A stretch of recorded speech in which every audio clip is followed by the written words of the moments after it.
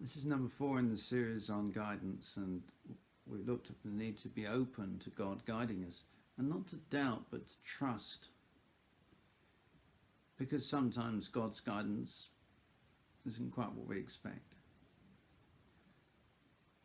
But what will guidance not be? And the answer to that, very basically and simply, is that it will not be incompatible with the Bible.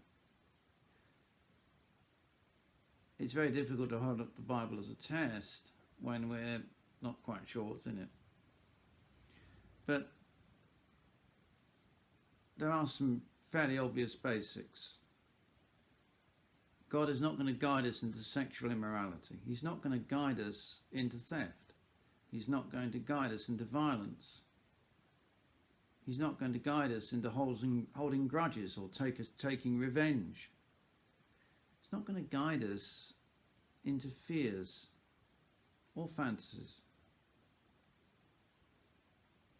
God will guide us along the best path.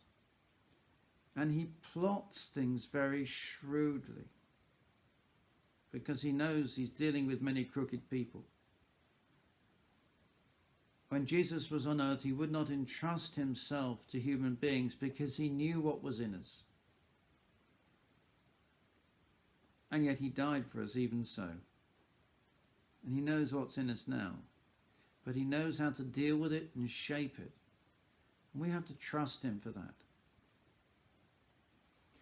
So God is going to want to guide us to build people up and not to tear people down, to keep our temper and not to lose it.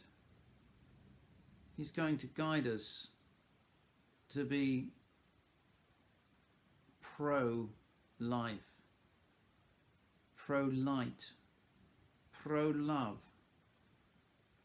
and all those virtues, the positive values that you can see in the New Testament. That's where God is. And so when you get guidance, or what you think might be God's guidance, it's going to fit in with who God is. It's not going to fit in with what you want God to be, of course, as I do tend to say. It's not going to fit in with what we want to happen or what's convenient at the time. And God doesn't change his nature just because it would be easier that way.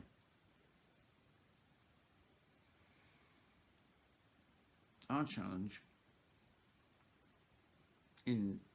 is to recognize that God will be consistent. So the Lord grant us all grace to understand where God's coming from, what he likes and what he doesn't like, what gives a smile to his face and what hurts his feelings.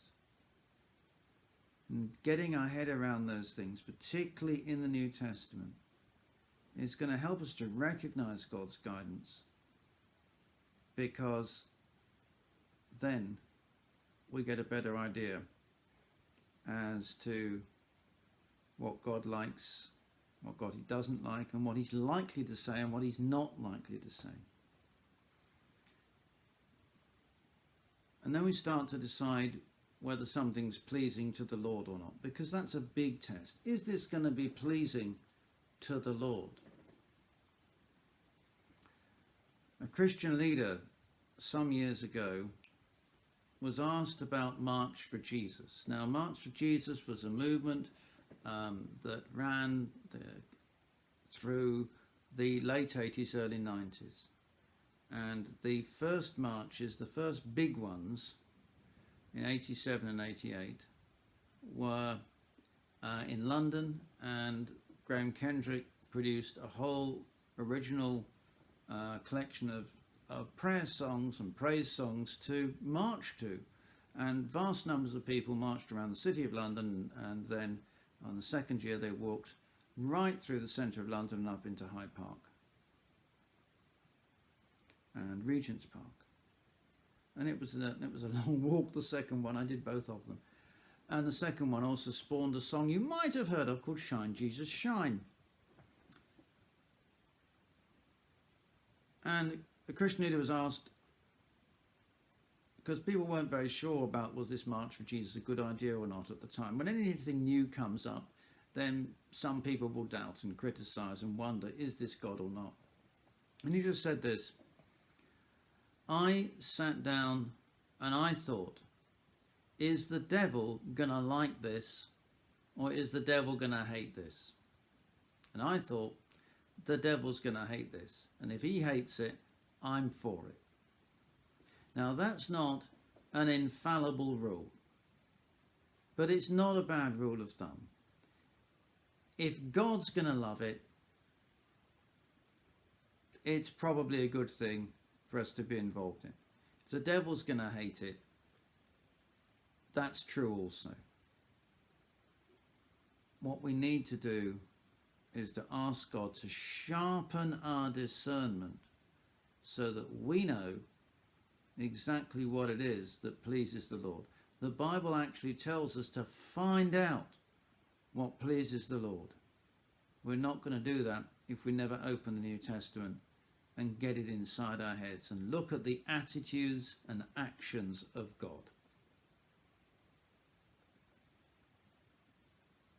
And then we will have a much better idea as to whether or not it's God's guidance when we feel that guidance in our lives.